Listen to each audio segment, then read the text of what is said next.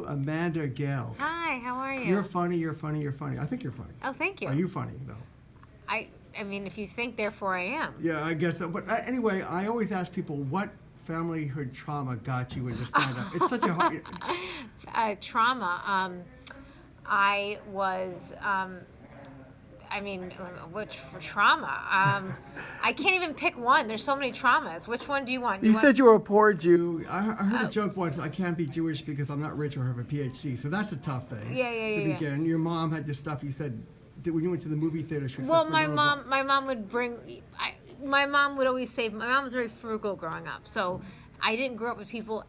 My friends were not as frugal, their parents. Right. I mean, maybe they had money, that's fine. But, like, we would always... We couldn't just, like, go to the movies and, like, buy the snacks there. We had to bring food and, like... I only went to sleepaway camp for 4 weeks. Poor, you know. I couldn't do all 8 weeks, so poverty. Kind of lower middle class poverty with everything. Yeah. And also I get this thing of angst. You date Spanish men, you date all these other men. You're not married, you want to be married. Of course I would. Is there angst? Is that grist for your humor, though? You know what? I think it's going to happen, so I'm not like, oh my God, I'm not going to get... But angst about dating. No, I have more angst about running errands and getting stuff done. That gets me very nervous about running errands. But you like isolation too. You said COVID was great. How did you know that? I do research. I mean, oh my God! Yes, I loved COVID. I'm psychic, like I said before. No. That's so funny. You did a lot of research. That's funny. I mean, no 10 minutes, actually. No one photographic even. Memory. Anyway. No one even like, knows that. Oh, I loved really, COVID. That's true. You're not joking now. No, I loved COVID. Well, I shouldn't say that. I want to be respectful to people who had hardships. But don't be woke. Because I like you. Because you're not woke. You like to say what you have to say. Yeah, seriously. So I liked not having to go anywhere. I liked not having to do anything. I liked the disconnect for a year, and I really got more into stand-up during the lockdown, and it was a blessing because I started working from home, and I just did more comedy. I did a lot of outdoor shows, which I might be just like a weirdo, but I like the outdoor shows. I love the rooftop comedy shows. I had a great lockdown, and then now it's back to the hustle, back to the grind. Right, but I'm fine. I'm good now. I'm more happier now. The pandemic was the best thing that ever happened to me personally. Gotcha. I thrived during it, and I'm thriving now because I have more time for my art and you write too. Art. You write. I write. Satire, satire. Reductions. I did some reduction stuff. Yeah. Oh my God, this is right. But you said that you got in too late. You started at 22. Is that too late for stand-up? You've been doing stand-up 8 years now or something, and you said you wish you'd started earlier in life. Yeah, you know what? I did improv a lot. I didn't really use stand-up. I was in improv. That's how I started into stand-up. I did improv for years. I was doing like all-female comedy, and it was good. But improv it's just a skill set. You can't really make a career off of improv unless you're going to do like TV commercials. But even that, you might as well do stand-up. And so I got into stand-up. I don't know. I think about it back and forth. Like I know Chappelle and Chris Rock started stand-up at like 16, 17, 18 or something like that, very young. And but then I go, what could I have even spoken about? What would I have joked about at that age? Right. Like, what do you talk about? It's like you need like life experience to, So I don't know. I guess you coulda, woulda, shoulda, starting early, whatever. But you're here now, and I like what you said. Just start doing it. Don't overanalyze it. Write, suck, fail. Oh yeah, of course you have to do. People say to me like, I really want to do it. I'm like, you have to do it. Right. You can't. It's never going to get easier. It is never ever going to get easier to get into it or do anything you want in life. It's never going to get... You think you're like, something else will happen, and you'll be like, oh, now I can't do it because I got this and that, and this one's sick, and I got a kid. But I give you the biggest fear any human being is getting in front of other human beings. I mean, I don't even... Some people don't even want to talk to, like, grandmothers that are nursing them. They get nervous. And then fail. I mean, try to be funny, or maybe you just don't connect with... I mean, I give you credit. I guess the road question. This conversation is flowing so nicely. Oh, good. But, I'm usually awkward, so that's good. This is good too. I don't believe you're awkward. That's when the Playboy models say, No, you're not. Comedians that inspire you. Who would you want at your table, live or dead? Chelsea Handler.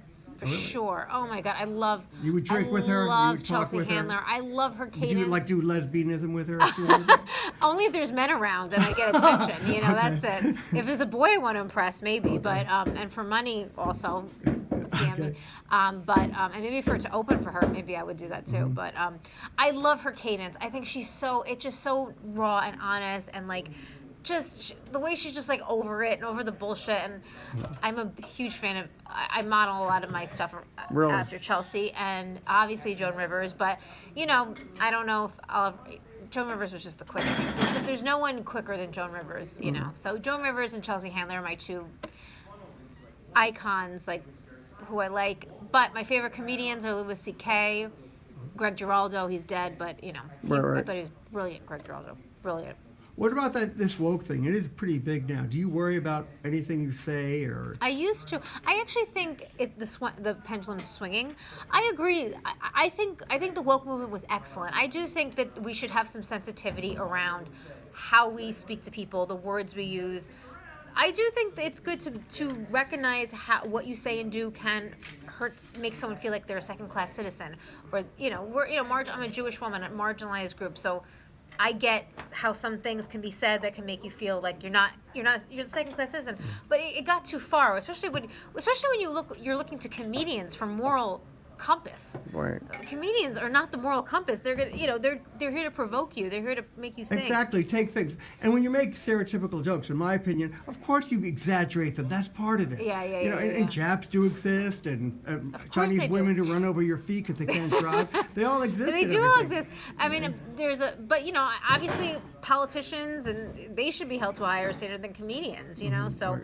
I think if something is funny, it's funny. That's it. If it's going to be dark, if it's going to be anti-woke, it better be funny. And if it's not funny, then it's not because it's too dark. It's because it's not funny. It's comedy. You interpret things a different way. You want people to laugh. You want people to think. That's why I love Louis. I love Chappelle.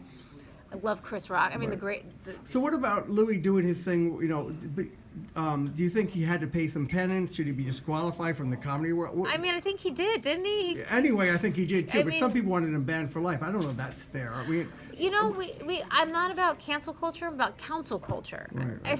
If he feels like, if it's explained to him what he did was really awful, I think what he did was perverted and gross and disgusing. And my heart goes out to the girls that felt uncomfortable. Even I'm a hedonist at heart, but it's just without you don't do that to people. Of course, I agree with that. But how much are people going to be punished? And it's not like he, whatever. I don't want to minimize what those women went through. I feel terrible they went through them, but it's also just like at a certain point we all have to move on. He apologized. He has to make a living too, I think. Yeah, I mean he's so wealthy he probably doesn't even need the money. Oh yeah. That's my guess. But at what point do we keep making? It has to be counsel culture of why things are bad, how things made me feel. It's possible that I don't know. I wasn't there. I'm sorry those women went through it, but at a certain point we have to all move on. That's what Jesus would do. No. Anyway, any celebrity you said something very true. Celebrities don't live like F. Scott Fitzgerald said it a long time ago. The rich do not have the same lives as we do. I'm paraphrasing. What about celebrities? Have you met any stories? And I opened for Gilbert Gottfried. Oh my God, the late great Gilbert Gottfried. Yeah, that was amazing. He's so sweet. He was quiet and kind of in person. He wasn't. He's very quiet, and he's so. I should say this. He's so sweet and personable, and we were in the green room, and there's a bunch of girls in there, and we're all gabbing, and he's sitting and listening and being really polite and asking. He's such what a lovely person, lovely person. And then I met Ray Liotta. That was actually the biggest. Yeah. I met him. Goodfellas is my favorite. I could watch that movie I know. I can always watch it. I don't know why. That and Forrest Gump are the two movies. If it's on, I could watch it. Yeah, I don't know why. Yeah. Goodfellas never get tired of. It's perfect. It's the most perfect movie. And I was at Broadway Comedy Club, and I saw this guy come out, and he had a hat on. And I said to the waiter, I was like, "Is that Ray Liotta?" He's like, "Yeah." And I'm like, you know what? Usually I would let celebrity. I'm not like a whatever. So, but I was like, I gotta go talk to him. So I ran out. I was like, Ray, and then we talked for 2 to 3 minutes. I don't remember a thing we said. I blacked out, but I just remember him asking me questions and asking me. So he actually wanted to interact with you. He was talking to me. It was really cool. It was that's why I blacked out, because I kind of not blacked out, but I just was like. Yeah, you didn't expect it. He's Goodfellas, man. You see this movie a million times. I was talking to Henry Hill. I was literally just, and then the only thing I do remember. I was like, you don't understand. Goodfellas is my favorite movie of all time. And he leaned in and he goes... He's heard that before. Yeah, but he leans in and he goes, I believe you. It's so cute. I like he took the time, though, to really interact. He did. I mean, maybe we didn't... I feel like we talked for 2 minutes. I really do. Wow. He was asking me questions. He was like, oh, where are you from? He was like... It was really awesome. Really awesome. And then... And then the thing is, no one recognized him because he had this big hat on. And then once we started talking, everyone else, I think, started to get a glimpse. And then someone intercepted him from me. And I was like, oh, they could have had my kiss. No, I don't know. I don't think there you go. Yeah. I mean, that's what leads to my next question. If you could, if you could go into the bedroom with someone, your fantasy crush, because it seems to come up, in your comedy about love and loss and want and everything. So she's looking at me weirdly. Yeah, anyway. yeah. I'm thinking. I think 1990 Ray Liotta. That would be my choice. 1990 Ray Liotta. Yeah. Well. Amanda, Gail, anything else you want to say to Princeton? This is more of a Princeton. Oh, I have another celebrity story. Oh, go. I'm going to shut up then. No, shut up. No, I thought I was taking time away from you. No, I love talking about myself. Okay. I love talking about myself. Are you kidding? This is amazing for me. Narcissism is beautiful. Exactly. Yeah. I mean, I don't do stand-up because I'm so shy. I was in... this is weird. I feel like... You know how you like... Okay, anyway. I watched Bull Durham. I watched Bull Durham. The next week, I was walking down Greenwich Village, and I see this woman. She has like perfect skin, but she was wearing the baggiest.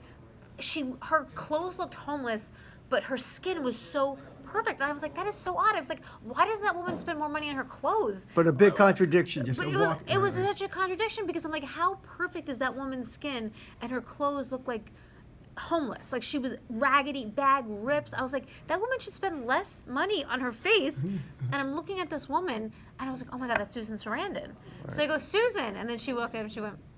So that was she went just like that. But yeah. She was not that famous back then, was she? Oh, she's huge. She was pretty. She was getting big, and she was in the '80s. Well, I didn't see her in the '80s. I saw her 2 years ago, maybe in Greenwich. Oh, just 2 years ago. Oh, she looked good now. No, I saw the movie Bull Durham, and the next week I saw Susan Sarandon walking down. I was like, "That's crazy! I just watched the movie, and now I'm like." Yeah, and she was in the famous one you throw toast and everything. That's Rocky Horror Picture. Yeah. She's classic. She looked beautiful. And she was naked in almost everything in the '80s. And she said a cool thing. She goes, what about being naked all the time? She goes, I'll just remember when I'm older how great I looked. Of course, yeah. I could dig it. Sex positivity, come on, it's like, do you? So she looked great, and I just thought it was so interesting. This woman who looks homeless, but her skin is perfect, and I'm like, you ladies, spend less money on your skin, get some clothes, Maybe you have a house if you spend less money on your skin, But it was Susan Sarandon, so she could afford both of them. She probably just wanted to blend in the yeah and stuff. Worry about she broke up with Tim Robbins a long time ago. Oh, did she? I don't know anything about her now, but I mean she. Well, this is a long road to. I guess my final question would be advice to a younger self, or where do you want to be in 5 years? I know people ask that question for when you're. No one ever asked me that question. I don't even know. I mean, 5 years. Well, you're in a hard profession. You're in a very ambiguous profession. Oh yeah, it's not a clear path. Yeah. Where am I going to be in 5 years? I mean, I don't know. Because you said once, like, you don't see friends for 3 years, or it's like 2 months, and then you see their feed. They have 3 kids. Yeah. Is that going to happen to you? I mean, yeah, probably. Can you see, like, like my mom used to be funny, and you're going to be, a housewife? Yeah, I like a family. That's my next plan. And then, I don't know, I like radio, I like podcasting, I like stand-up. I don't really have anything it's going to put in the universe right now, but... what was I going to say? Yeah, what was the other part of the question? I guess I've got another one. You said you had free Britney or something. If you met Britney Spears, do you think you'd be talking about the Ukraine with her? What would what advice would you give to Britney? Oh my God, well, I don't even know. I don't think I'd... Dump her family? No. Her family? You know what? That woman is a that woman is is a mega celebrity. No one should be telling her what to do. I think people should leave her alone because she's a 42-year-old woman. She's been insanely successful. Yes, she should take meds. She should go to a therapist. I think she is. I looked at her Instagram. I think she dances like a whirling dervish, but her eyes have this kind of weird blank expression. I can go on for hours about Britney because I do really. She holds a special place in my heart, and I think people should just leave her alone, let her be, let her process whatever trauma she went through. And you know what? Screw those people that took advantage of her. I mean, it was clear that they put her. I mean, granted, she should be in medication. She should be in therapy, absolutely. But the severity of that conservatorship was unnecessary. Here's what I think. I'm sorry you didn't ask me, but I have a strong opinion about this.